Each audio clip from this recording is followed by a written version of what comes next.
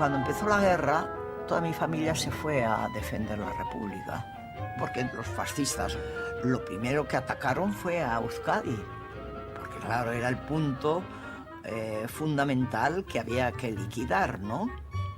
Y entonces fue cuando bombardearon Guernica, que fue la masacre más grande y más canallesca en un domingo de venta de las aldeanas con los niños, las mujeres que salían. Siempre el domingo era como fiesta porque iban las compras y tal, y ya machacaron, pero cientos y cientos de niños y de mujeres y de tal, aquello. Bueno, ya ves el cuadro de Guernica.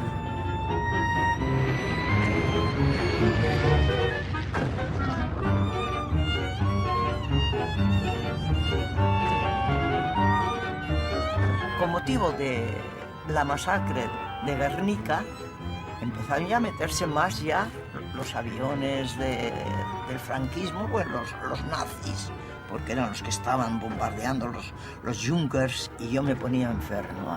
Yo no aguantaba y era un pavor terrible. Y mis dos hermanos, descompuestos, no querían entrar a casa, y mi madre pues me retenía a mí para que yo a mis dos hermanos, estos pequeños, los cuidara y los llevara a los refugios, pero en los refugios lo teníamos más pánico, porque cuando caían las bombas parecía que te caía encima todo.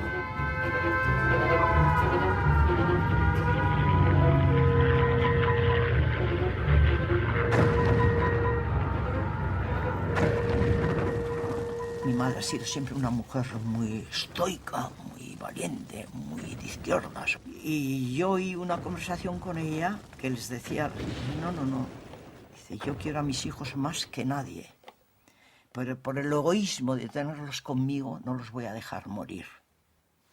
Y estos se mueren aquí.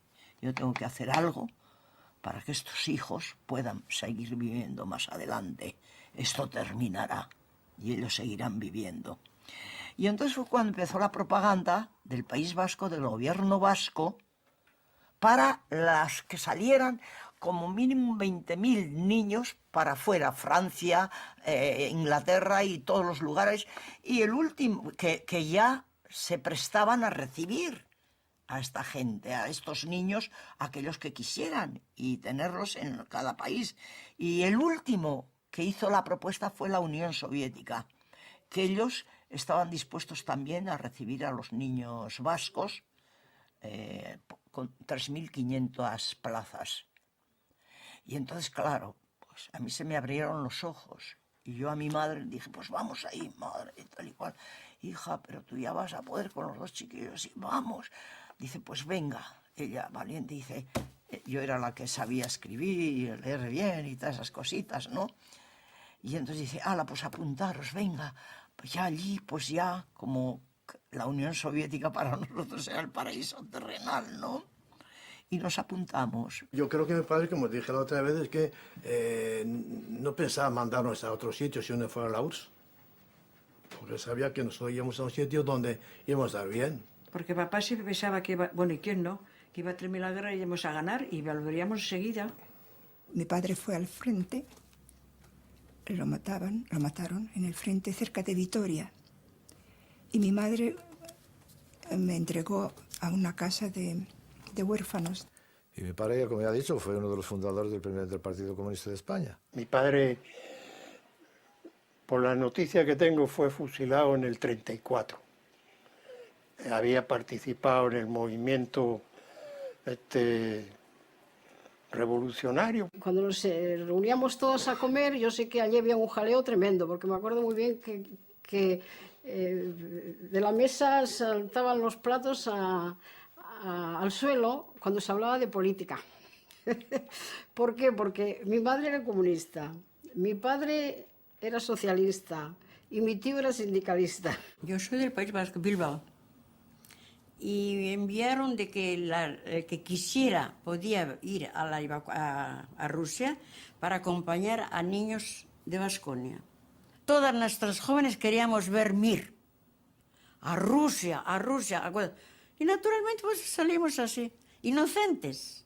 Y no, ¿cómo iba a decir otra cosa? Jóvenes, sin experiencia de vida. Yo no me acuerdo mucho, porque era todo tan raro que no nos explicábamos. Decían que era para unos meses. Y bueno, al principio íbamos hasta contentos de ir a algún lado. Hombre, Albacete estaba el cuartel general de las brigadas internacionales, Eso, sí. había rusos y estaba todo concentrado ahí. Entonces fue una ciudad muy bombardeada y la gente se iba a dormir al campo. Y me acuerdo, estando nosotros en un sótano, cayó una bomba cercana. Que tembló aquello, se apagó todo, sí. Y fue cuando mi padre nos mandó a Barcelona. Que Sol, ¿te acuerdas? Vivíamos en un salecito a las afueras del pueblo. ¿Y te recuerdas el alcalde que nos regaló 2 patines? 2 patines, sí. Aquella cuesta que había. Lo matábamos ahí. Oye, no lo matamos porque en aquel entonces no había camiones ni coches, Claro. pero había unas cuestas de kilómetros así. Nos montamos en los patines.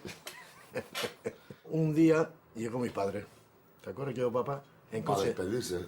Con la policía atrás, Real Motos, y vino para eso, para despedirse. A despedirse, sí. Esa Yo me mañana. acuerdo que la casa, el dormitorio nuestro estaba arriba y el de papá también, de mamá. Sí.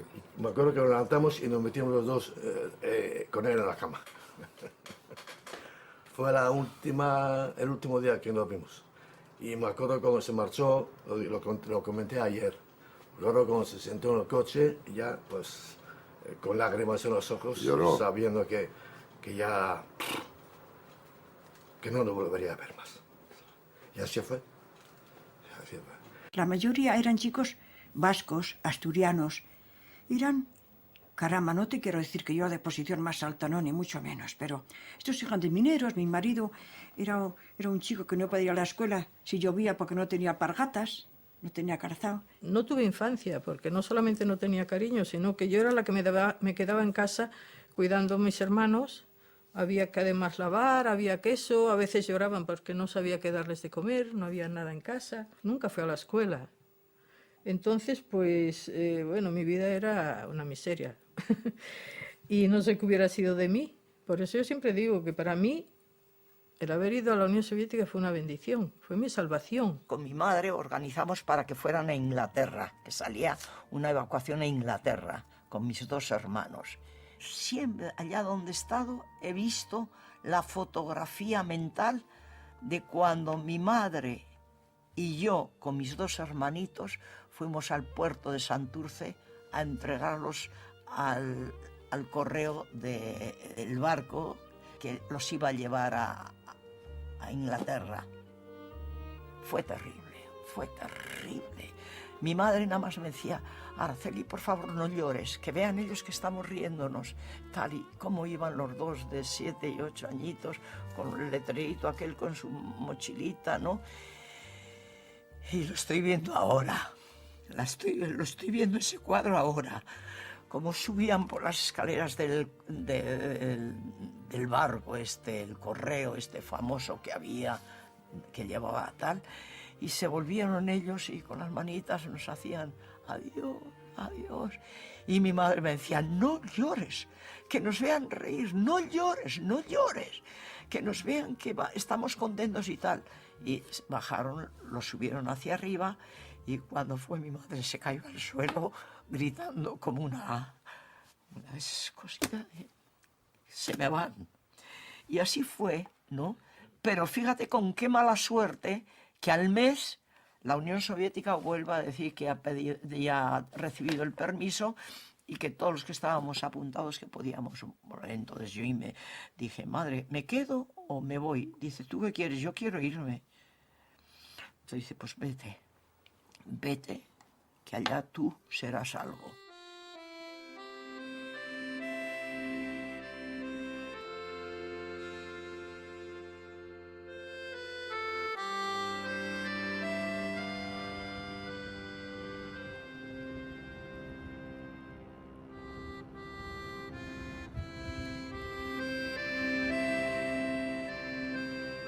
Fue un 13 de junio del año 37. Curiosamente fue el día que los fascistas bombardearon desde Archanda a Bilbao ya con cañones, no con aviones como esto. Y desde luego salimos desde aquí. El día anterior nos pegaron en Sestao un bombardeo, pero un bombardeo muy fuerte. toda la plaza y toda la avenida allá, bueno, había hasta autos colgados en los, Y la cancha en los de antes. balcones. No, eso fue antes, todo eso. Pero yo como era un jugador, ya sabes que antes en España la calle era la vida, ya sabes. Jugabas a los guitos, a la canica, a los santos, comprabas esto, comprabas... Pero yo tenía la sensación que era un bicho, me gustaba. Y al día antes reunía a todos los amigos en el portal y lo arreglaba todo. A ti los santos, a ti las canicas, a ti esto, a ti lo otro. Y así nos despedimos y por la mañana ya salimos. Cuando salíamos los chavales, nos abrazábamos todos. Sí, todos del barrio. Y decían, los hijos de Lenin, hacían todos. Hacían así. Nosotros salimos de allá un día muy duro para Bilbao, ¿no? Y mi madre me trajo de la mano hasta allí, como estaba bombardeando, pues nos metíamos a un portal, a donde eso, por si acaso, porque creía, que parece que van a caer las bombas al tío a la cabeza, ¿no? Y fuimos hasta Santurce, y allá pues estaba el barco de La Habana ese. Mi hermano tenía 7 años y él no comprendía absolutamente nada. Decía, qué bien que vamos a ir a andar en barco, decía mi hermano. Qué bien que vamos a ir en barco. Pero yo, como ya tenía 12 años, pues te puedes figurar, yo era... Pero que nosotros teníamos la cosa esa, que siempre nos decían, esto es temporal, temporal, temporal. Por lo menos mi familia, y creo que la inmensa mayoría, pensaba que nos íbamos a poco tiempo. Pues como mucho 3 o 4 meses, creíamos fielmente, ciegamente en la victoria republicana y que volveríamos. No eran los familiares que nos despedían con lágrimas en los ojos. Allá todo Santurce salió. O sea, aquella era una esplanada de gente exagerada y nunca había visto. Aquello era exagerado. Y luego nos montaron en La Habana, pegó el pito, pi, como eso, y salimos. Bueno, dicen... Bordeos. Sí, mi madre, antes de salir de España, como no tenía zapatos buenos, así cuando más que andaban alpargatas, todo eso, con los chavales, ¿no? Porque los rompíamos mucho, ¿no? Y entonces pues dijo, te voy a comprar unos zapatos. Me compro unos zapatos, me quedan bien, sí, bien. Pero cuando iba andando, me rozaban por atrás, y hasta tenía sangre ya por atrás, ¿sabes? Entonces, en el banco me los quité y los tiré al mar. Yo tenía, cuando aquellos 8 años, para 9, lo que recuerdo pues es una pena muy grande que dejabas pues a los familiares, a todos. Y sin embargo la alegría de marcharte de las bombas, del miedo que se pasó y sobre todo que del hambre que habíamos pasado, pues yo creo que de alguna manera también las compensaba. No, yo me iba tranquila, ¿qué va? Feliz. Yo no...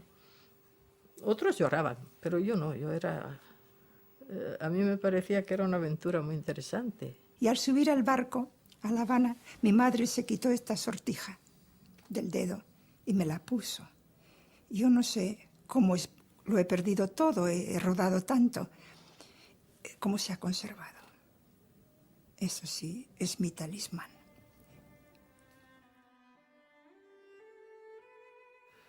Me agarré la falda de mi madre con el puño así y no lloraba, pero yo no podía comprender por qué me querían separar de mi madre.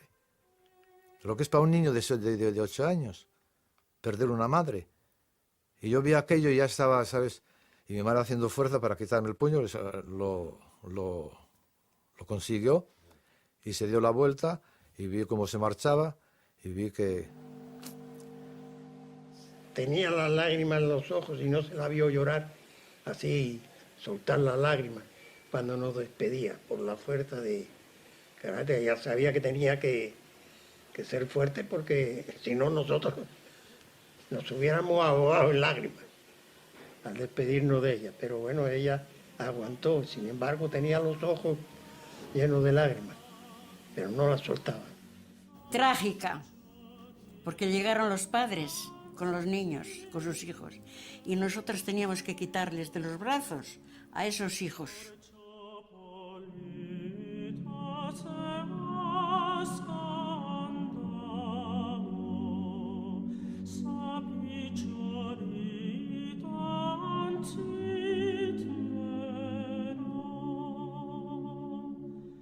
Amana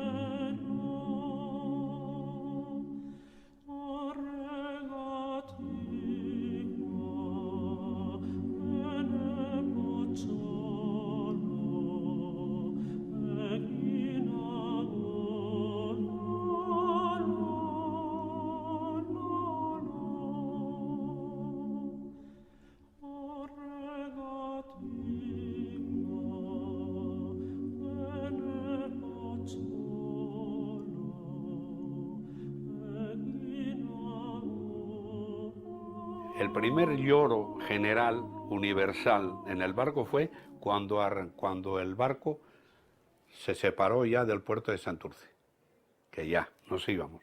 Ahí, oye, fue, pero así, como si le hubieran tocado la sirena a llorar, todo el mundo echó a llorar. Ya cuando llegamos a Francia pasamos a un barco, no sé, Sontay era. Los que iban a Rusia ponían URSS y un número.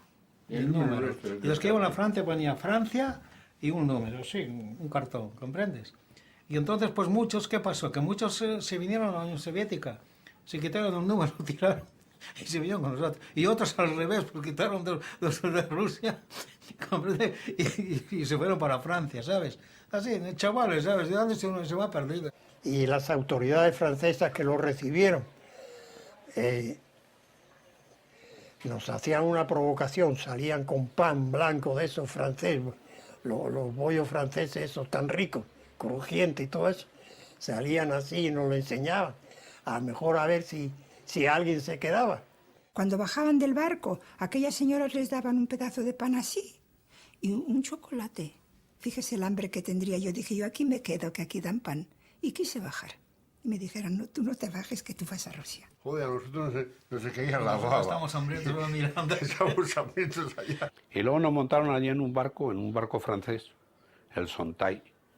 La Habana era un barco vole agradable, pero el Sontay fue el terrible. Allí corrían las ratas como gatos. Un barco de carga. Era un barco malísimo. Llegamos, estábamos en las bodegas tirados en el suelo. En fin, yo me acuerdo que nosotros no hablábamos ninguna lengua, los tripulantes tampoco, y las chicas, yo me acuerdo que pedían de comer, y decía una a mi lado, ¡aló, pan! ¡Aló, pan! ¿Entendían los chinos? Parece que eran chinos, por lo menos los ojitos los tenían así. La tripulación era toda china o indochina, no sé.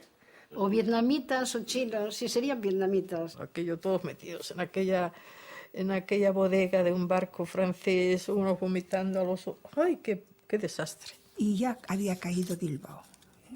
Y yo creo que lo más terrible de mi vida ha sido oír gritos y ver llorar a miles de niños. Cuando llegó la noticia de que Bilbao ya... ¿Dónde están los padres, las madres? Y en el Sontay ya fuimos por el mar norte al mar Báltico, por el mar Báltico a Leningrado. Pero ya cuando entramos en la bahía de Leningrado, pues oíamos unos ruidos, unos pitidos, unos chillidos, unos cánticos, los que tiraban los cohetes y tal. Y los soviéticos que iban, la comisión que iba con nosotros, es que habéis llegado ya a la Unión Soviética, estáis entrando en las aguas de Leningrado, del puerto de Leningrado.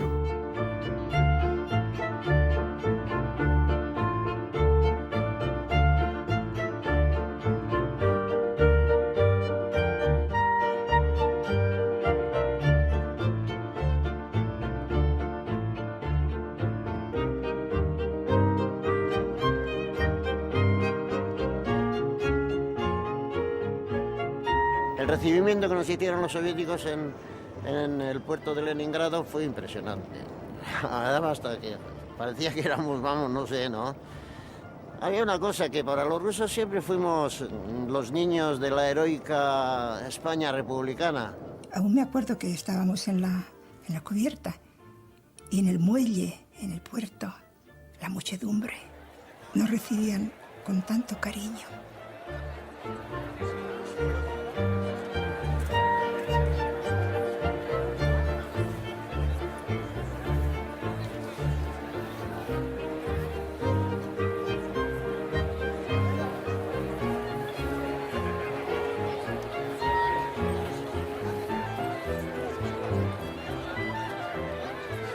Y a poco pues todos bajábamos. Yo tenía una caja, en vez de maleta, cuando tenía maleta tenía una caja así grande de zapatos, y ya pues tenía las cositas, ¿no? Una caja esa con una cuerda atada. Первый раз вступили на советскую землю. Озверелые фашисты разрушили их города и селения, убивали и ранили беззащитных женщин и детей. Спасаясь от фашистов, дети испанских бойцов вынуждены были покинуть свою родину. Y bajábamos todos con el puño así, ¿sabes? Niños de 6, 7, 8, 9, 5 años. Y claro, las mujeres aquellas que veían aquello todos morenitos y todo comparado con los rusos. También se regó ese puerto de Leningrado, no con las lágrimas nuestras, con las lágrimas de aquellas mujeres rusas que nos veían a los niños como bajábamos. Todos nos abrazaban, nos besaban, nos daban golosinas, nos preguntaban todos, nos preguntaban, familia, familia. Sí, familia en ruso es apellido, el apellido, el apellido. Pero en español familia es otra cosa. Y todos decíamos, familia, Bilbao. Familia, Bilbao.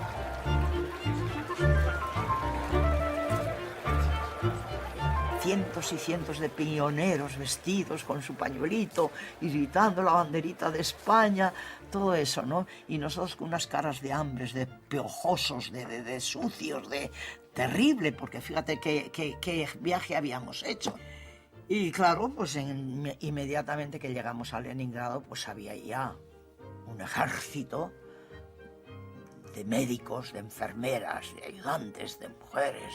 El 80% de los chicos iban llenos de piojos, de pulgas, de todo, de porquería, hasta las narices. Entonces yo, pasando uno por uno, y a los chicos todos les afeitaban la cabeza. Y aquí empezó, ayer nos llevaron a ducharnos, nos cambiaron de ropa. Aquello fue un escándalo, porque metieron niños y niñas, y aquello fue un escándalo. Las niñas lloraban, que no querían bañarse con los niños y eso. Yo, como parecía un chavalín, pues me metieron con un grupo todo de chavales al baño. Yo, madre mía, figúrate, empecé a llorar, a taparme, y claro, nadie entendía qué pasaba.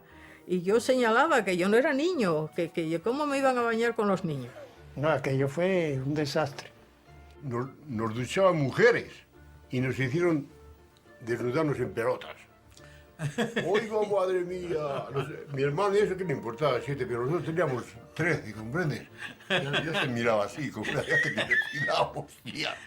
¿Comprendes lo que pasa? Y ya está. Y después de la ducha nos vistieron con un traje de marinero, ¿sabes? Con los gorros de marinero, todo azul, blanco, bonito, chulito. Y allí hicieron un pequeño, ¿cómo diría yo? Tomar algo, ¿comprendes? Hicieron los sándwiches con caviar. Sí. Unas mesas, todo estaba lleno, caviar, todo, queso. Pero nuestros niños, como yo hasta ahora les digo niños, que ya son abuelos, no querían comer caviar, porque no están acostumbrados al caviar. En el comedor del hotel nosotros desperdiciamos y destrozábamos más que aprovechábamos la comida. Medios salvajes. Luego ya empezaron a distribuirnos por las casas de niños. Y yo tuve la gran suerte, considero que fue una gran suerte, que caer en la casa número 2.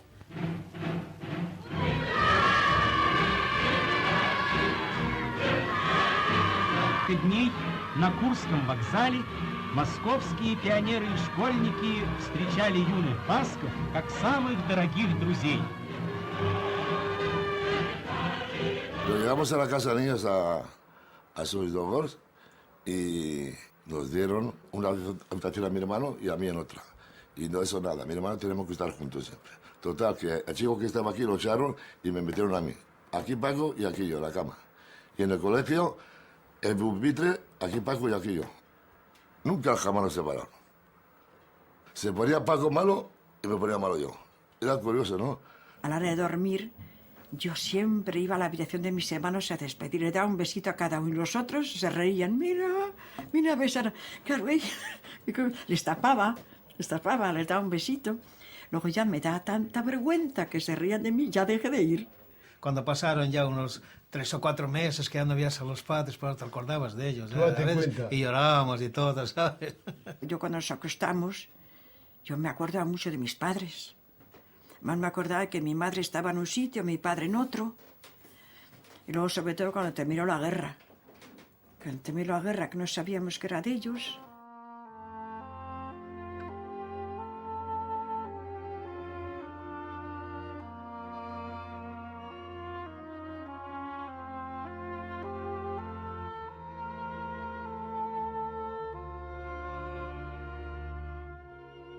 Y usted sabe que todo lo tiraban por la ventana.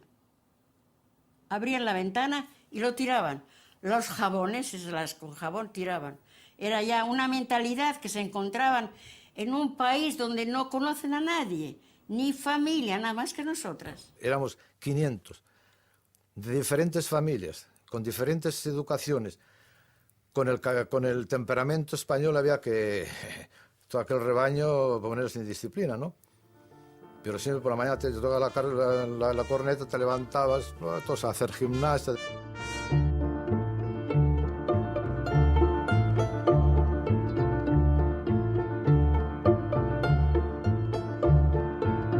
Nos gritaba el que nos dirigía a la gimnasia. A ver, 1, 2 y 3. Y entonces gritábamos nosotros todos a coro en ruso. Y ya gritamos en ruso. Y decíamos a todos, buenos días, en ruso. Era 100, dobre utro. Entonces eso, bajábamos y todo el mundo a lavarse. Todo el mundo a regalarse y a hacer las camas. Hacíamos las camas, ¿no? Y de ahí al comedor, a desayunar. Y de ahí a la escuela.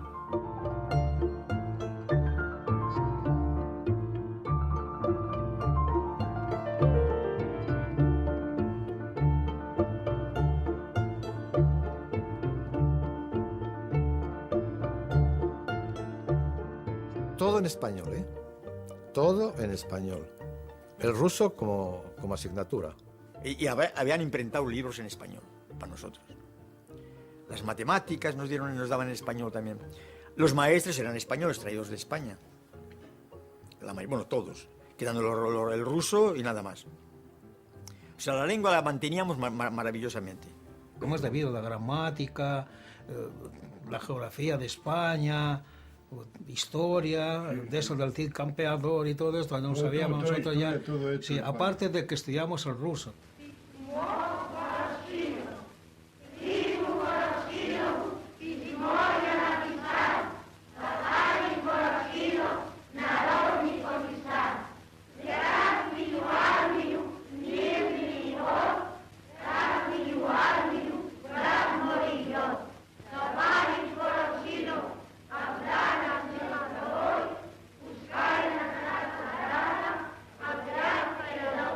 Estudiaban muy bien, con mucha disciplina. Очень. Прошу вести смешок по струне ля. Так, медленно, чистенько. Так, остановка. Теперь обратно. Спокойно. До конца. Видите, дети. Так, правильно. Достаточно сейчас. Прошу девочку сейчас. Прошу, сюда ко мне. Так, бери скрипку правильно. Головочку держи хорошо. Так, пальчики.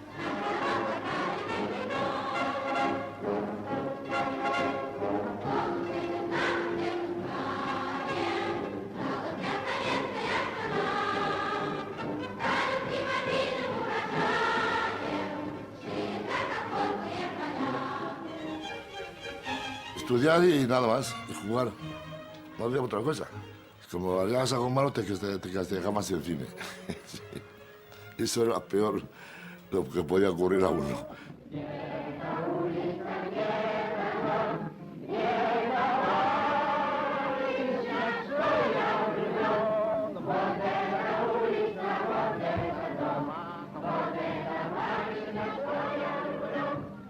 El caviar nos lo daban en platos, fíjate. El caviar.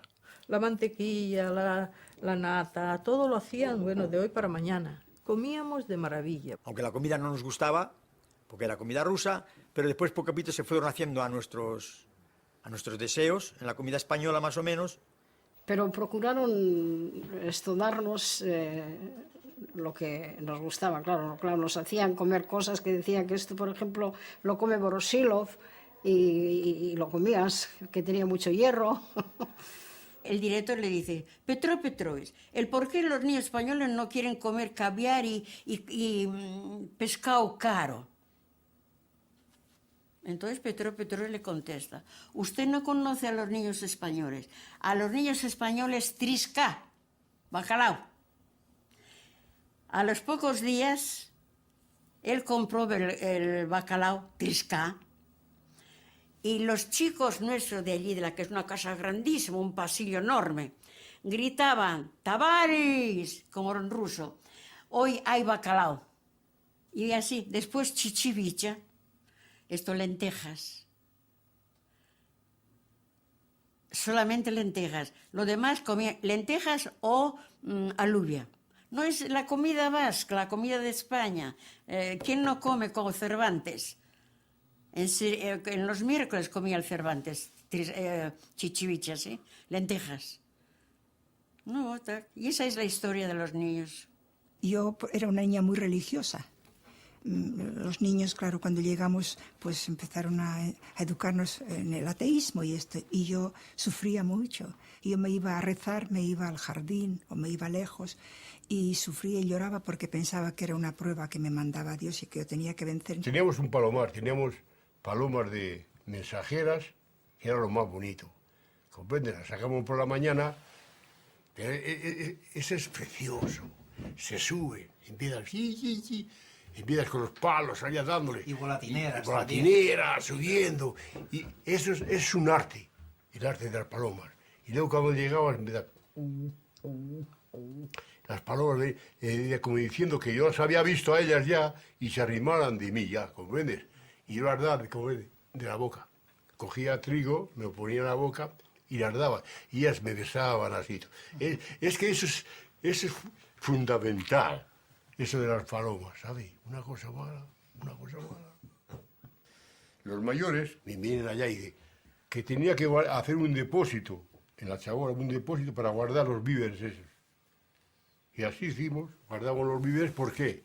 Porque ellos estaban pensando en escaparse para España, a luchar en el Ebro, en lo que sería, oían del Ebro, oían del Belchite, oían de Madrid. 5 españoles cogieron la bandera republicana, se sentaron en la estación nuestra y fueron por el ferrocarril con la bandera republicana cantando en español. Las compañías de acero, que venga para aquí, para allá. Y joder, los rusos le veían que están locos esos, ¿qué pasa? Se crean que estaban en España. Los vascos de Euskadi llegaron aquí y entrenaron con ellos todo esto. O sea que fue una vida para los niños, como voy a decir, como una inyección. El equipo de Euskadi. Y por eso pues nuestros chicos siguieron con el equipo, que precisamente estos chicos del equipo son los que murieron en Leningrado. Íbamos a un campo que estaba cerca de nuestro colegio, de donde estábamos, y fuimos a verlos y a vibrar con todas nuestras almas para que ganaran los nuestros, no los soviéticos. Y cuando estábamos en ese auge tal, se paran los megáfonos, un silencio, y dice, atención, atención, que iba a hablar Molotov, pero un silencio que pasará. Y entonces él comunica que la Unión Soviética había sido invadida por las hordas fascistas y tal,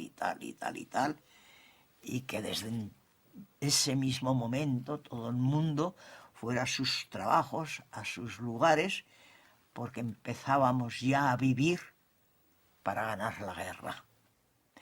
Y fue espantoso para nosotros, fue eso, madre mía, fíjate, a los 4 años de haber ido allá, otra guerra, ¿no? Era un domingo y estábamos planchando los vestidos, las chicas, para la fiesta. Y en esto vienen y anuncian que iba a hablar Molotov. Y fue cuando declaró, pues eso, de que a las 5 de la mañana habían atacado. La historia da vueltas, ¿no? El 22 de junio de 1937 pisamos por primera vez tierra soviética. El 22 de junio del 41 empezó la guerra. Y al comenzar la guerra, ahí se perdió todo. Ahí empieza la tragedia. Гитлер напал на Советский Союз. Используя внезапность вероломного нападения, немецкая авиация начала бомбить советские города.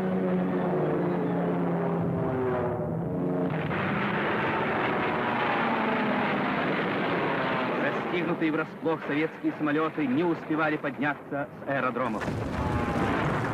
Неожиданное вероломное нападение врага поставила нашу страну и армию в исключительно неблагоприятные условия. С болью в сердце наши воины вынуждены были отходить и оставлять врагу города и села.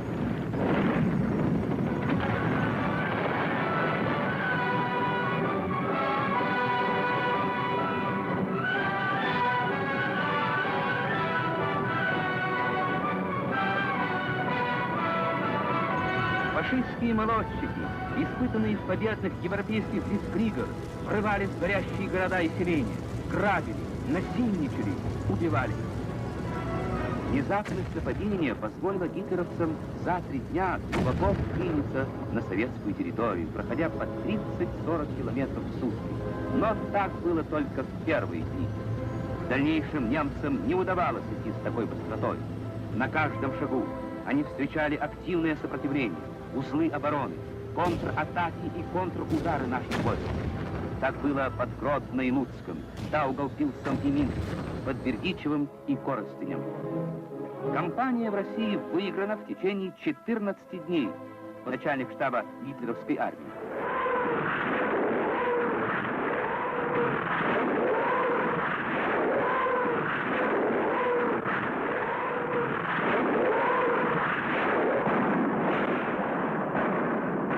En aquel momento para nosotros todo el problema era llegar a casa, irnos al comité militar y presentarnos como voluntarios.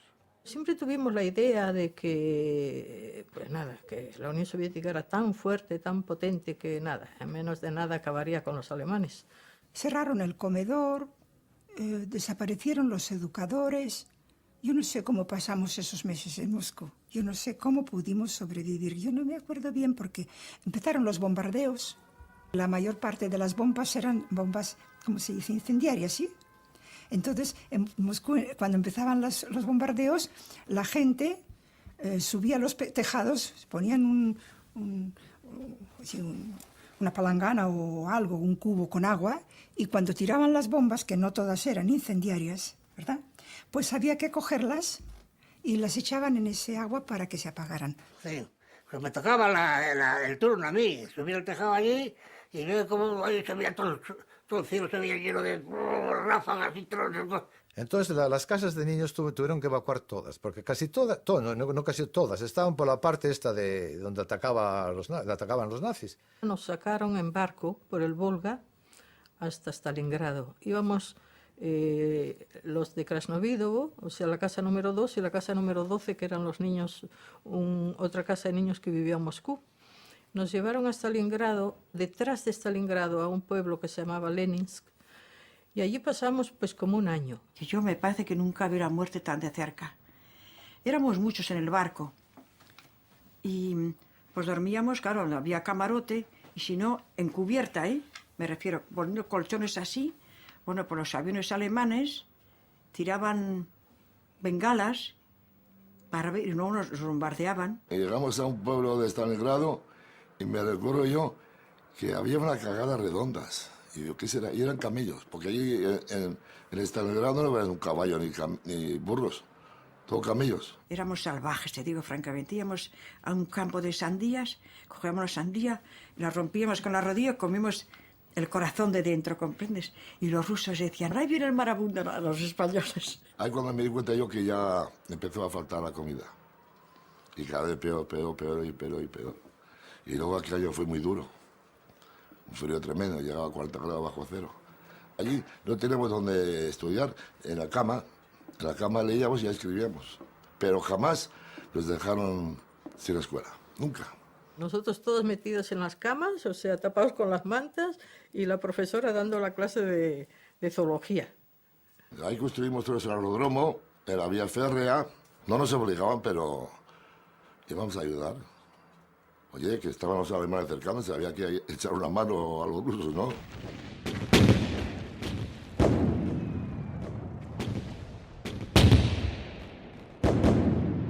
Cuando empezó el invierno, que vivíamos en una casa que tenía 3 pisos, pues la vida, como se rompieron todos los cristales del estampido de las bombas, pues entró todo el frío, entró en casa y había por dentro las paredes así de hielo. Unos 15-20 centímetros de hielo. La comida era muy mala, muy escasa. 125 gramos de pan. La mitad de pan no era pan, era corteza de abedul. Tengo aquí estas cartas del director de la Casa de Niños donde habla del valor, del heroísmo, de la abnegación de los niños españoles en Leningrado. La gente andaba arrimada por las paredes, que no tenían fuera para nada, arrimados por las paredes, aguantados en las paredes. Y esos dotes, los que estaban los niños de la matadora, estaban llenos de gente muerta, porque la gente los tiraba ahí, ¿lo entiendes? Y si veías, después cuando Ramos veías un trineo pesos pequeños de jugar los niños, con una momia, tapada con unas sábanas, hay que llevarlos al cementerio. El cementerio está helado, hay que picar con barras de hielo. Allá había la hostia. Y están los cementerios allí los botes estaban allí, todos apilados. Y claro, ya marcado cuando marchamos nosotros en marzo, en el mes de marzo, que ya el lago Ládoga se estaba deshelando y el camión nuestro pasaba ya que casi le comían las ruedas. No le comían enteras, pero casi, ¿eh? Y pues hay que tener en cuenta otras cosas. La velocidad de los rusos, que construyeron el primer ferrocarril sobre el hielo. ¿No sabías eso? Los rusos construyeron un ferrocarril sobre el hielo del río Ládoga para abastecer Leningrado. Nosotros salimos de Moscú ya con el frío, cuando los alemanes estaban a 2 pasos. Nos sacaron, fuimos en el tren, nadie nos dijo cómo teníamos que abrigarnos ni qué llevar, no teníamos a nadie, por eso íbamos así, hacia Siberia. Tardamos desde Moscú hasta Samarcanda 38 días con sus 38 noches. ¿Qué comíamos por el camino? Pues comíamos lo que nos traían los chicos mayores, con Balaguer, que iban y nos traían agua caliente hirviendo, ¿no? Y pan o alguna cosa así. Lo principal que era el kipitok. El kipitok era una fuente que salía agua hirviendo. Y el agua hirviendo para los rusos con té y un poco de azúcar era una salvación. ¿Por qué tardamos tanto? Porque nos parábamos a cada paso, puesto que de Siberia llegaban los trenes con los soldados siberianos que son los que salvaron Moscú, tan hermosos, tan bondadosos, tan bien vestidos. Entonces, a nosotros encontraron vagones de ganado, vamos en el suelo. Bueno, pero de jóvenes eso no te causa ninguna molestia. Pero aquí éramos muy hacinados. Lo peor era el agua. Por el camino, eran estepas, derretíamos en la nieve, pero la nieve estaba cubierta de hollín de las máquinas de la locomotora. Pues todas esas cosas, todo eso incidió en que todos cogiésemos enfermedades del aparato digestivo. Murieron niños pequeñitos de hambre, de frío. Nos bombardearon por el camino, porque claro, llegaban... Un frío exagerado. Salíamos casi acostumbrados aquí en Moscú, de repente meternos casi 40 grados, pues no se podía ni respirar. Pasamos un hambre más que el perro de un volatinero. Claro, empezamos a robar, porque donde estaban los almacenes, donde tenían el trigo y las panochas y todo eso, pues los niños somos los niños, ¿no? A buscar. Durísimo, porque se nos fueron todos los productos, no los comimos. Estábamos llenos de piojos y teníamos yo recuerdo que nos divertíamos en eso, a ver quién tiene el piojo más grande. Lo tirábamos a esas hogueras que había de chapa, ¿no? Levantaban, ¡plan! ¡Este es el mío! ¡Venga! Ya no teníamos váteres, porque la orina se transformaba enseguida en hielo.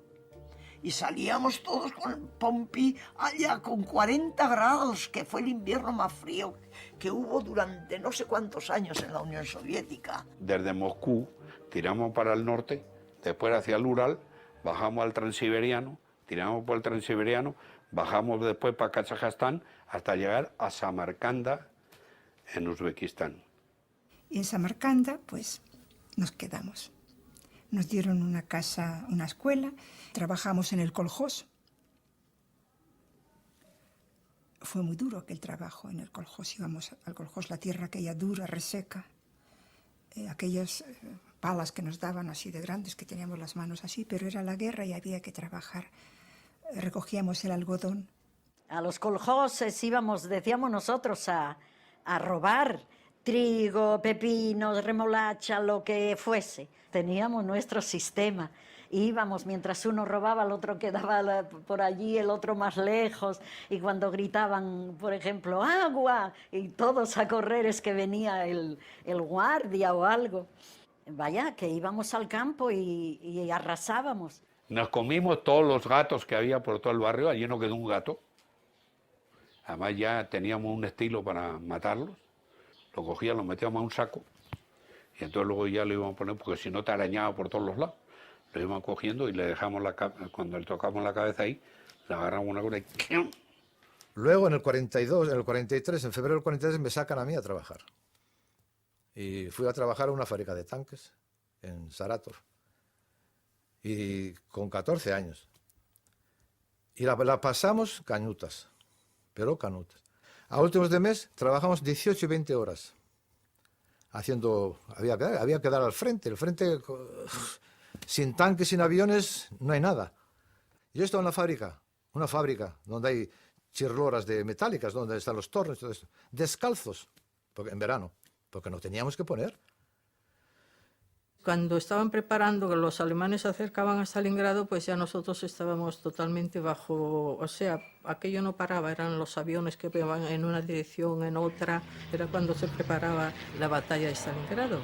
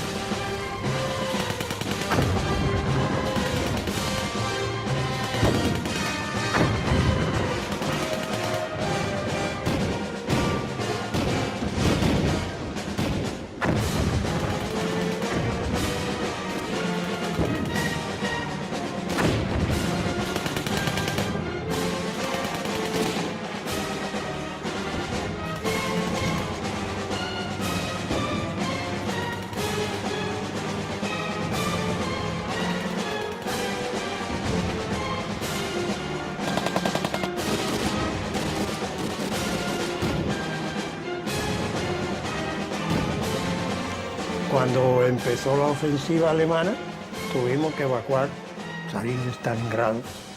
Ahí quedaron algunos de mis compañeros y uno de los educadores, yo diría, más queridos por todos nosotros. Y entonces ya nos sacaron para los Urales. ¿Verdad que nos evacuaban incluso antes que a las colonias de rusos, de sus propios hijos? Fue cuando cogimos, nos llevaban en tren y estuvimos muchos días, yo no sé, creo que más de un mes. Ese fue el viaje de tremendo. Cuando paramos en un pueblo que nos dijeron que íbamos a estar 4 o 5 días, había un río y nos fuimos a bañarnos, que fue cuando vinieron los alemanes y empezaron allá a disparar. Oye, y las cañas en el agua. Y a la vuelta, ya veníamos corriendo, cayó una bomba en el pueblo. Y por cierto había una cola de gente de miedo ahí, decían que era la cola para el pan. Y mira, al día siguiente estaba todos muertos, hay una montaña de cadáveres, todos desnudos. Venían las familias quitando, sacando, buscando a sus familiares. Una de las cosas que influyó para dejar casi inactivo al ejército alemán fue aquel invierno del 43 para el 44.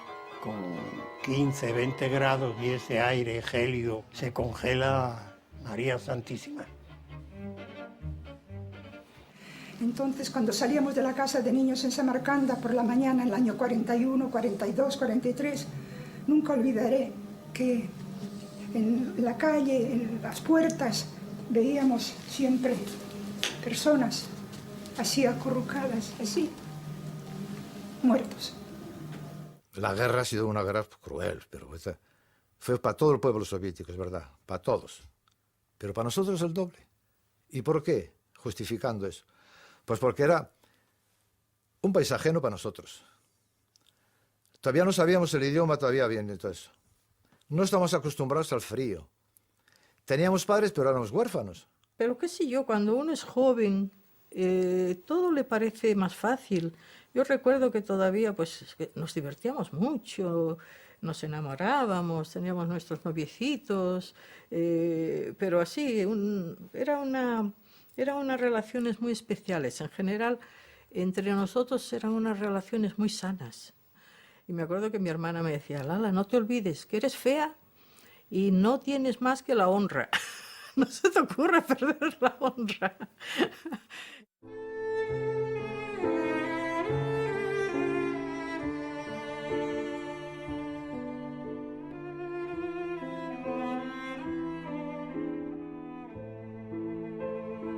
En el 44 regresamos a Moscú. El viaje de regreso fue también muy duro. Todos juntos, en tren. Vinimos ya todos a Moscú. Y cuando llegamos a Moscú, nos distribuyeron. A mí me tocó trabajar a las afueras de Moscú. Pues decidieron reunirnos a todos, concentrarnos a todos en Moscú, pues primero porque era mejor en todos los sentidos. Luego para tenerlos de una manera controlados, ¿no? Cuando llegamos a Moscú nos metieron en una casa solamente para solteros, para nosotros, ¿no? Pues el cántaro de agua estaba helado. Y a mí el trabajo mío me gustaba. Llegamos y ya hacíamos motores de aviación. Atracamos un almacén en una fábrica. Claro, yo tenía hambre y iba por lo que fuera. Otros no se atrevían, otros sí, ¿entiendes? De noche el sol todo perfecto. Y lo guardamos entre un agujero y lo tapamos con nieve. Abrigos de pieles y valenquí, ¿sabes? Bueno, maravilla. Pero todo este Gregorio, en vez de seguir trabajando, pues dejó de trabajar. Enseguida se mosquearon y le cogieron. Y dio el chivatazo y vinieron a nosotros a las 3 de la mañana y nos llevaron para la comisaría. Y de ahí estuvimos 4 meses. En la cárcel, sí, en la Taganka. Como no tenía dónde dormir, pues dormía en las residencias de los demás españoles. Por eso yo he recorrido todas las residencias de estudiantes de Moscú. He dormido en las estaciones, etc. Y seguía estudiando. No teníamos habitación, no teníamos dónde dormir. Nos distribuyeron entre la gente. Yo dormía con María en la misma cama. De Piedad, ¿qué pasa? Nos levantamos corriendo. Y la directora venía en camisón corriendo. Chicas, que ha terminado la guerra. ¿Tú te figuras? Terminó la guerra sin decirnos nada. Es que ya por inercia nos vestimos lo que pudimos, salimos a la calle.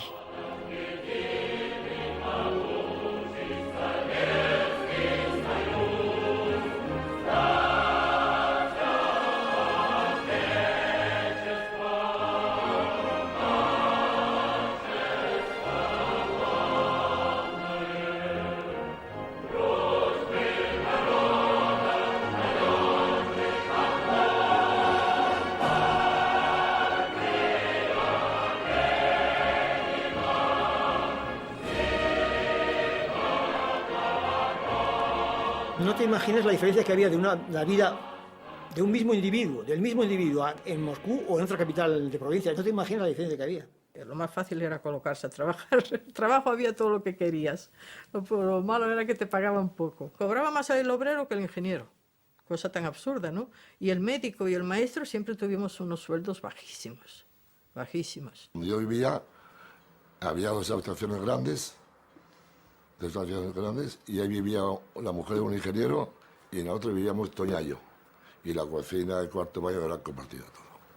Fui a hablar con los españoles, al partido, como decíamos, y le dije, camarada, yo quiero estudiar música, yo quiero cantar, yo quiero ser artista, ayúdenme a entrar en una escuela. Y me dijo, ¿qué estudias ahora? Digo, historia.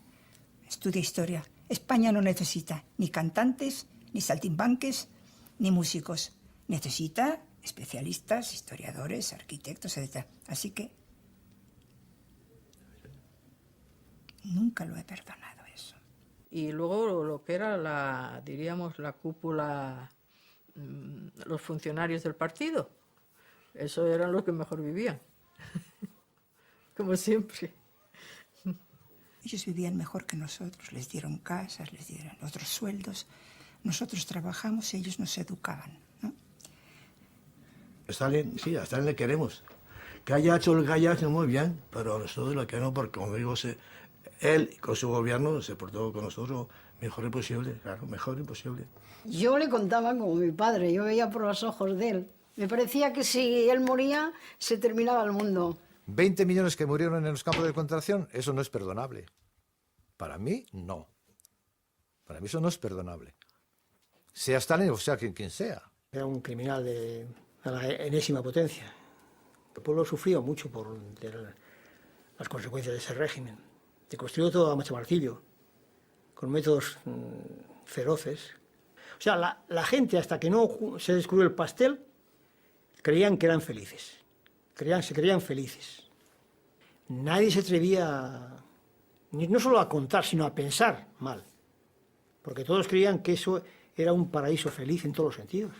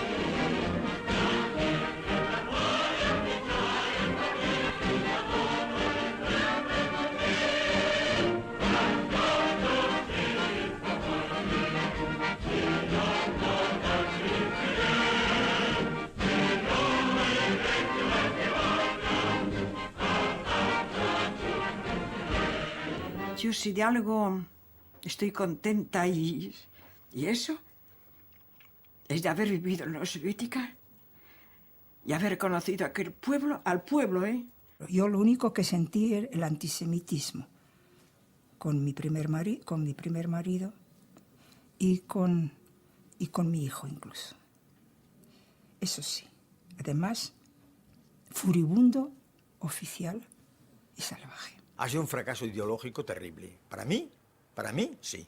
Para mí ha sido un fracaso porque yo he pensado en esa ideología. He creído en esa ideología. Yo creo que si se cometió un error con nosotros, el error no fue el habernos traído a este país.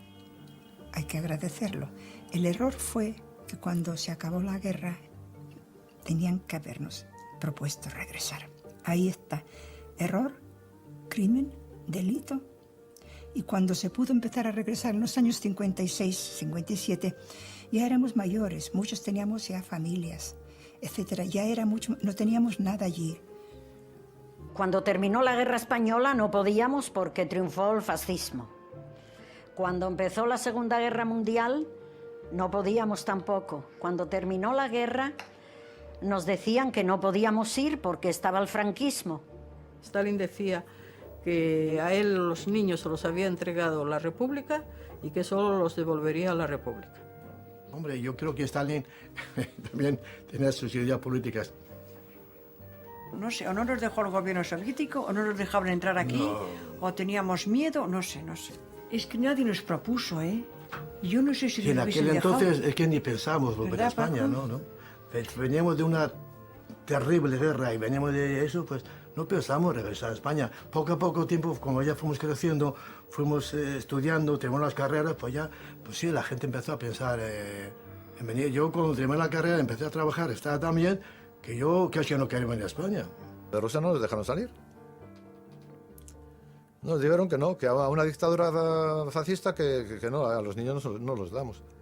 Y no solo el gobierno, sino que el Partido Comunista también metió una mano en ese sentido. Ellos fueron los que prohibieron que saliésemos de aquí. Fíjate lo que es. Ellos, cuando en el 57 hubo una avalancha, porque los jóvenes, entonces éramos jóvenes en el 57, teníamos ya los 30 años, se levantaron y empezaron a protestar para que nos dejaran salir a España, porque no nos daban vivienda aquí, vivíamos en albergues, vivíamos, bueno, se casaba la gente y se tapaban con sábanas para hacer las intimidades, porque era una habitación de 20 personas, ahí vivíamos nosotros. Entonces escribí una carta clandestina a la ONU, donde les decían que nosotros, los niños que salimos de España, no nos han dejado salir no nos dejan salir. Entonces la ONU, que era, no sé quién era el secretario en aquel entonces, ya llamó al representante de la Unión Soviética y le dijo: ¿cómo es eso que ustedes a los niños de la guerra, cuando existen los estatutos de los derechos del hombre, ustedes no los dejan salir a su patria? ¿Cómo que no? Sí que los dejamos. ¿Cómo? Sí, aquí está la carta. Y le leyó y lo dejó avergonzado. Entonces aquel hombre se dirigió a Khrushchev, que estaba entonces secretario del partido, que era el presidente aquí, y Khrushchev dijo: bueno, pues que se vaya. ¿Y la primera repatriación de los niños? El primer retorno fue en el año 56 y 57, cuando después de la muerte de Stalin.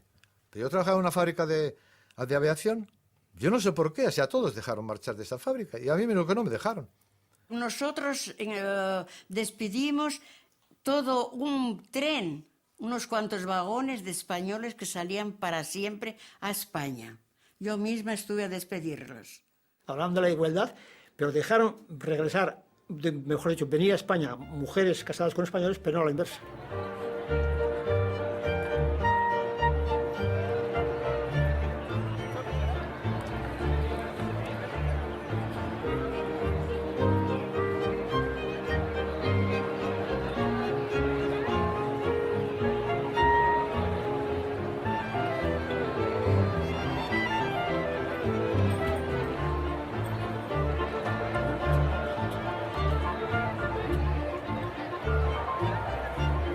Cuando llegamos, todas salían allá, madres y padres y hermanos, mujeres, que preguntaban, y de repente yo vi como mi hermana Isabel, esa que estuvo condenada a muerte, me vio a mí porque yo iba al lado del chofer, ¿no?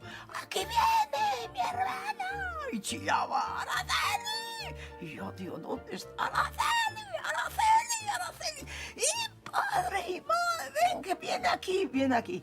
Y mi padre, la emoción, no pudo, y era un hombre que fue campeón de bolos, era de los campeones esos vascos que levantaban tal y cual, y cuando llegaba el coche y vio que me veía algo a mí, se agarró a un tronco de árbol, se cayó al suelo de la emoción tan grande.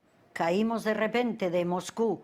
Yo caí al pueblito minero aquel, para mí aquello era, vaya, ya yo, y no sé, no tenías ya como si mucha afinidad con la gente, nosotros éramos ajenos ya para ellos. Cuando pisé tierra española me puse de rodillas y me abracé a un árbol, así, yo entonces sentí que estaba en mi padre y que eso era lo mío. Pero cuando abracé a mi madre, es terrible, yo no sé. Creo que eso nos ha pasado a muchos. Será porque yo no me había educado con ella. Será porque habían pasado muchos años.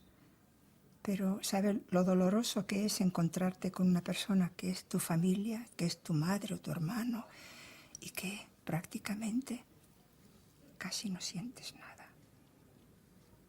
Fue muy triste ese encuentro y no la volví a ver más. A mí a veces, te digo francamente, me venía a la cabeza que mis padres se deshicieron de mí. Que mis padres decidieron, son tantos, que nunca podremos alimentarlos. La Unión Soviética más o menos está bien, está mal, pero está allí.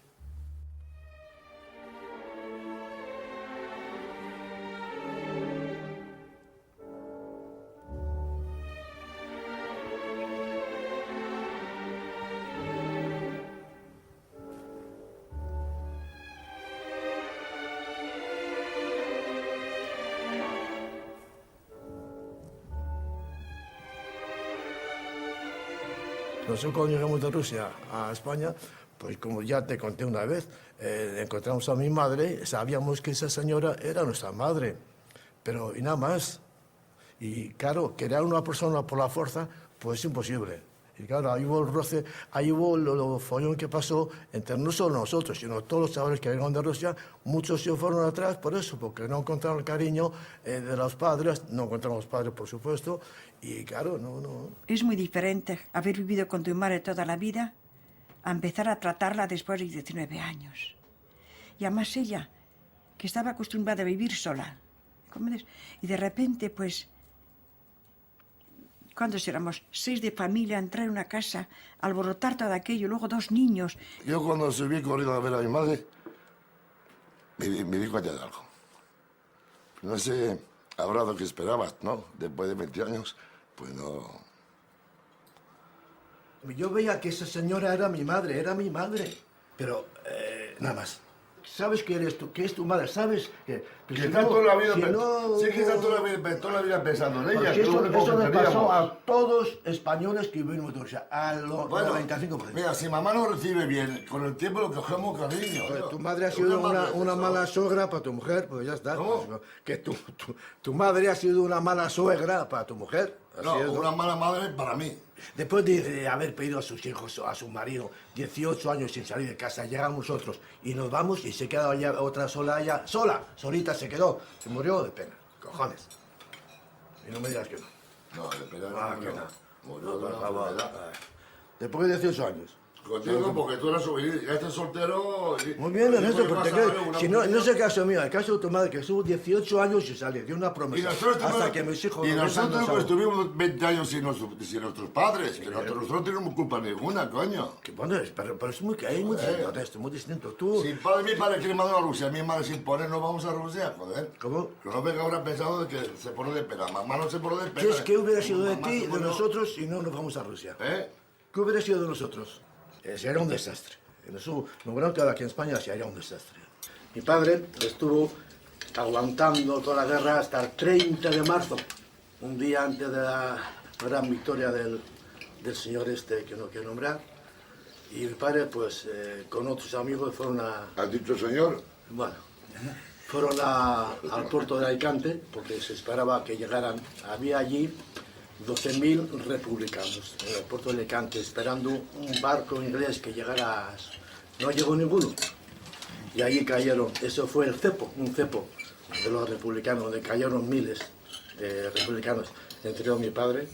En Alicante hay un pueblo que se llama Albatera, un famoso campo de concentración franquista, donde mi padre estuvo allí 7 meses.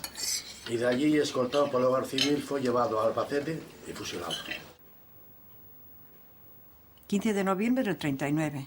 Y a mi padre fusilaron al día siguiente. Queridísimos hijos, Piedad, Ernestito y Paquito, vosotros que hasta ahora habéis vivido un mundo lleno de rosas y que habéis sido felices con mamá y conmigo, no podréis comprender hoy por qué muero yo. Cuando seáis mayores, cuando la vida os haga comprender sus misterios y su dureza, cuando sepáis cómo son los hombres, entonces sabréis que vuestro padre, que fue bueno toda la vida y que no solo no hizo mal a nadie, sino que sacrificó su porvenir y su vida por una vida mejor, dejó esta. Sí, queridos hijos míos, por ahora sabed solo que voy a morir dentro de pocas horas y que no nos volveremos a ver nunca más. Mamá queda con vosotros. Sabéis lo buena que es, lo muchísimo que os quiere. Queda sola, sin mí, pero no quedará sola en el mundo, porque quedáis vosotros. Con vosotros, que no es poco, con 3 hijos que la adoráis, porque es vuestra madre, Santa Madre, y que ella os quiere tanto, habéis de ir a vivir enseguida con ella, de la que no os separaréis jamás. No tengo nada de que arrepentirme, al contrario. Muero con la conciencia limpia y tranquila, sereno. No os dejo un mal recuerdo, sino es la amargura de dejaros sin mí. Vivir orgulloso de vuestro padre, que siempre, siempre fue digno, honrado y leal. Vivir con la conciencia tranquila, el espíritu sereno, la cabeza levantada, con la misma dignidad que siempre vivió vuestro padre. Que es una cosa que es con la que muero. Adiós, hijos míos, Tengo vuestros últimos retratos, mirándolos con él de mamá y con el corazón lacerado, para dejaros cerraré mis ojos. Adiós, adiós, recibir un fuerte abrazo de vuestro padre, Ernesto.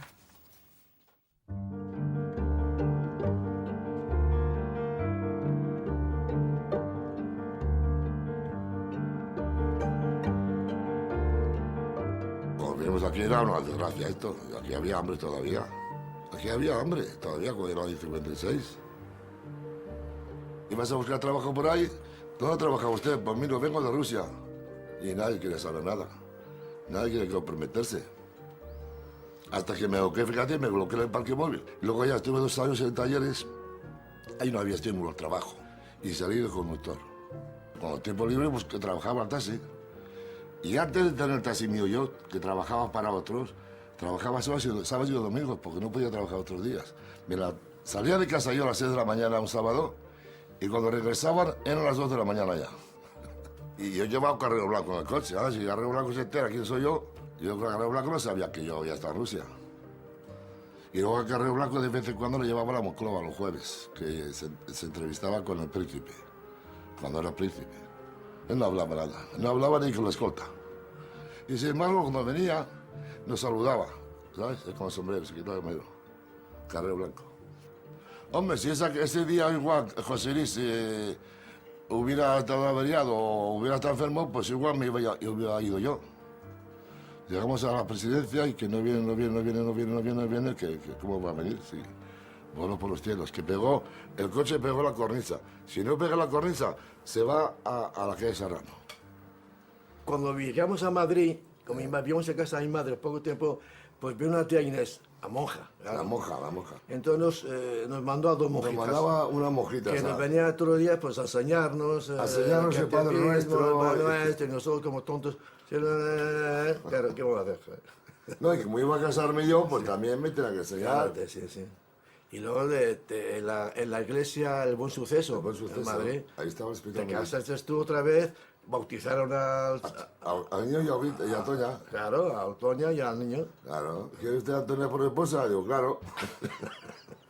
Yo le dije que sí. Como era mi mujer, pues claro que sí, ¿por qué no? ¿Te acuerdas? No, pues, sí. El cura era confesor de Franco. Sí, joder. Sí, pequeño reconocido. Pues menuda suerte has tenido, ¿no? Oh, fíjate, qué suerte. Dice a mi madre, yo no me quiero casar en el altar, ¿eh? Usted me casa abajo. Nos casó en la sacristía, no sé qué comprendes. Pero antes nos dice, bueno, tengan ustedes un libro para que vayan aprendiendo. Dice, aprendiendo. Yo con lo que era mi marido, Ernesto. Dice, yo no tengo que aprender nada. Yo tengo que hacer un papeleo porque si no me dan dinero para que pueda vivir. Así que yo solo me caso por eso. Nos hicieron casar. Y me acuerdo que había un cura ahí que bajó del monte. Y claro, yo le dije, la verdad, mire usted, yo vengo aquí por narices, vaya, porque yo no, eso. ¿Cómo que? No, yo es que no, eso. Pero usted no quiere, no. Y me llamó de todo. Me llamó perro, animal, bestia, o sea, me dijo todo. Pero así, así como te lo digo.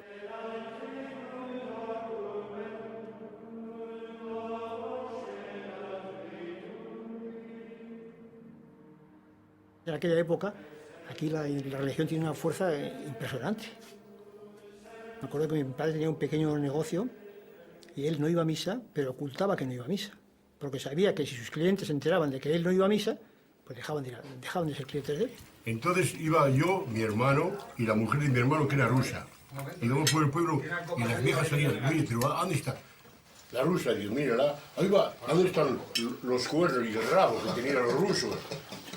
Digo, no, ¿para qué? ¿Quién le ha dicho esto a usted? Me dijo el cura, me lo dijo. Que me decían, es que en Rusia el Estado quita a los niños a los padres y se los lleva a esas guarderías, no sé qué, y los padres... Mentira. Eran guarderías gratis que los llevaban mientras trabajaban. Ahora se matan y pagan dinero por llevarlas. Date cuenta que la gente que volvimos a España, en los 2000, la mitad se volvieron a ir otra vez. Las familias mías, las familias de ellos, le hicieron la vida imposible y tuvieron que volver atrás.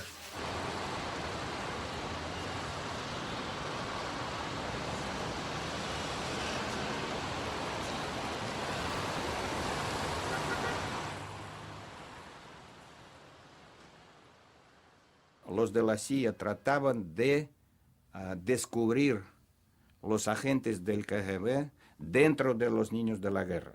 Yo tengo que presentarme cada 15 días en la Dirección General de Seguridad, en la Puerta del Sol, en la político-social, cada 15 días. Y un día me estaba interrogando el comisario y dice, me da un papel y dice, póngame ahí los nombres de sus amigos. Fíjate. ¿Cómo no? Sí, que me dé usted nombres de mis amigos. Digo, usted tiene poco papel aquí para apuntar los nombres de mis amigos. ¿Cómo voy a dar el nombre de mis amigos? Incluso hasta cuando íbamos de vacaciones, siempre a los 3 días teníamos que presentarnos, que entonces le llamaban la brigada social. Que él a mí me dijo, ¿usted es creyente? Yo le dije, no. Dice, entonces es atea. Yo me hice la boba, dije, no sé.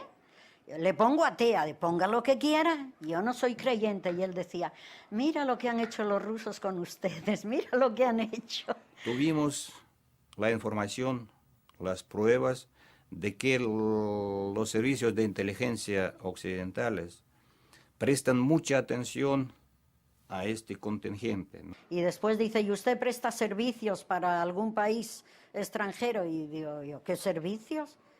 La mayoría de los niños de la guerra estaban trabajando aquí en la industria militar soviética, sobre todo en las fábricas secretas de aviación militar, de cohetería. Luego los americanos formaron aquí una oficina, con permiso del gobierno español, para interrogarnos a todos que habíamos trabajado en Moscú en fábricas militares. Y teníais que ir a la fuerza, porque si no ibas, venía la policía a buscarte. Y a mí me hacían, por ejemplo, me daba un papel grande, dibuja usted su fábrica, ¿no? Por ejemplo, ¿no? Ahora ponga usted en los talleres y qué se hacía en cada taller, ¿sabes? Y yo eso no lo hago, se va usted a Rusia y se salta la tapia, tenga usted mucho cuidado porque está muy alta y hay perros. Pero ya usted no dice, no, yo vine a España a trabajar. Y si quiere usted saber algo, se va usted a Rusia. Tenían mapas, no solamente de las ciudades, de donde venía la gente de la URSS, sino también de planos de las mismas fábricas. La calle Orense número 4, y me toca a mí, y entro, y los policías españoles de la secreta estaban atrás, como muñecos de segundo orden. Y el que estaba en la mesa me dice, pero usted ha trabajado en esto, en centrales. Y me dicen, ¿qué hacía? Digo, yo a usted no le digo nada. Y le dije a uno de los que estaban allá, Arias Navarro, me miraba con aquella cara cera. Digo, pues, ¿qué me dice usted? Que no le voy a decir nada de lo que me está preguntando. ¿Pero por qué le voy a decir yo?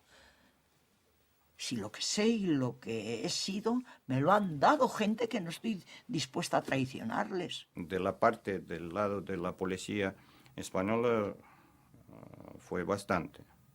La presión y las amenazas. Me cogían y me metían y me tenían en el calabozo, pues igual que sé yo. Pues la primera vez que me metieron, me entraron ganas de orinar y que quería ir al váter, pero porque no tenías allá dentro el orinal ni nada, ¿no?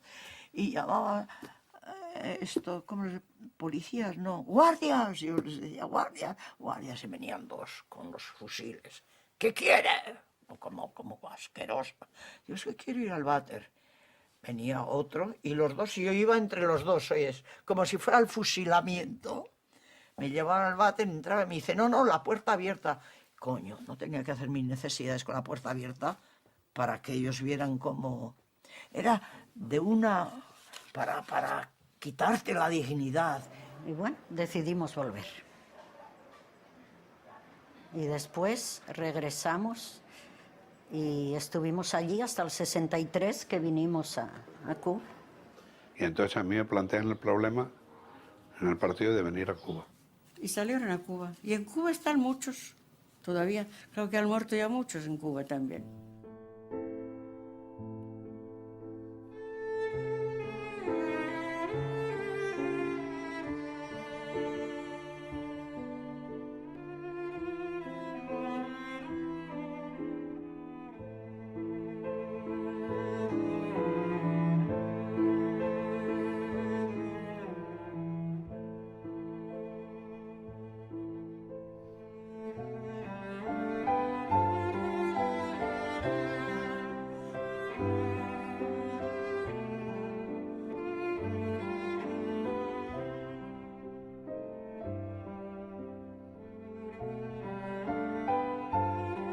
Es que Rusia es grande, Rusia es bonita, Rusia, el pueblo ruso es buenísimo.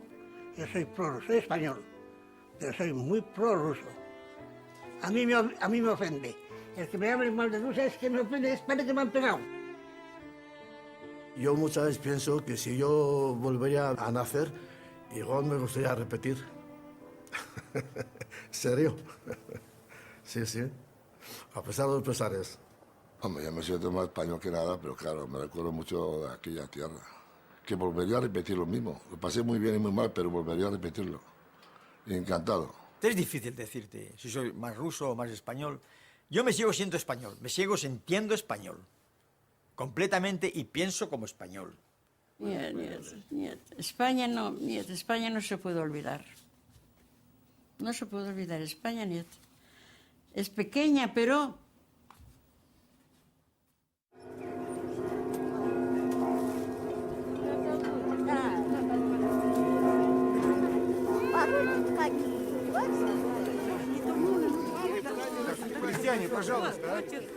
Hoy día hay de todo, pero la gente no tiene dinero. A mí lo que me ha preocupado mucho y he visto aquí últimamente, mucha gente pidiendo limosna.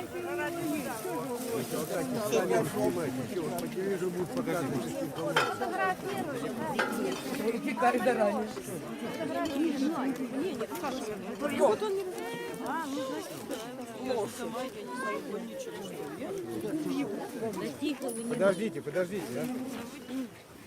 Antes no había miseria. No, seguro que no. No había de todo, pero bueno, la gente no pasaba hambre.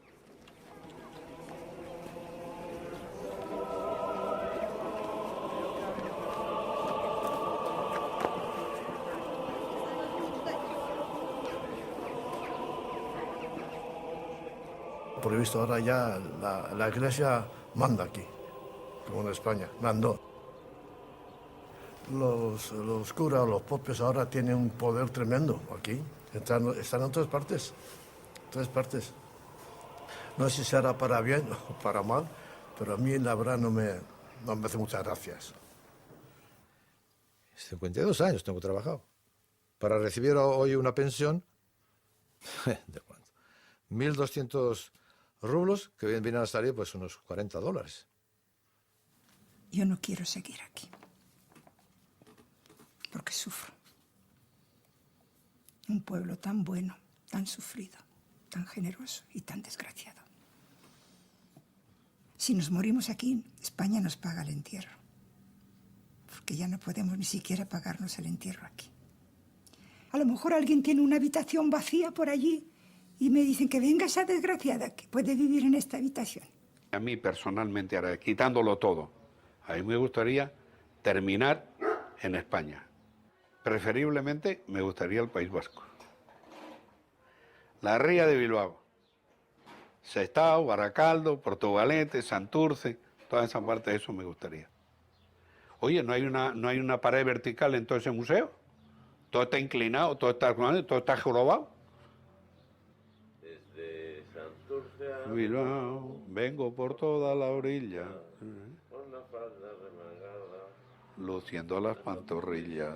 Nosotros los chicos españoles, los niños españoles, toda la vida tenemos que estar agradecidos a aquel país. Toda la vida, con los rusos y hasta mí también. Yo quisiera que todos los niños del mundo vivieran tan bien como nosotros hemos vivido en la Unión Soviética. Vivimos en la Unión Soviética con la esperanza, este es el último año. Cualquier año por esta fecha estamos pensando, este es el último año que celebramos Año Nuevo aquí. Al próximo vamos para España. Esa vez lo horrible, lo trágico. Más trágico es en niños que tienen que emigrar sin que ellos lo decidan, intervengan. ¿Y si no nos hubiesen evacuado? No sé, hubiesen perecido muchos bajo las bombas. Porque yo veo toda mi familia, todos los que se quedaron, nadie murió bajo una bomba ni nada. Y hambre pasaron igual que nosotros. Yo lo que recomiendo a todos los países, si de mí dependiese, que nunca en la vida evacúen a sus niños así, a otro país. Que se queden con ellos ahí. Sentirse desarraigado en tu tierra, eso es muy... Ahora somos electrones libres, somos ahora. Electrones libres. No somos de nadie, nunca fuimos de nadie nosotros. ¿No, verdad? En la URSS eras español. En Cuba eres hispano-soviético. A España yo primero cuando iba vino la rusa, ahora cuando voy vino la cubana. Española nunca fui, vaya.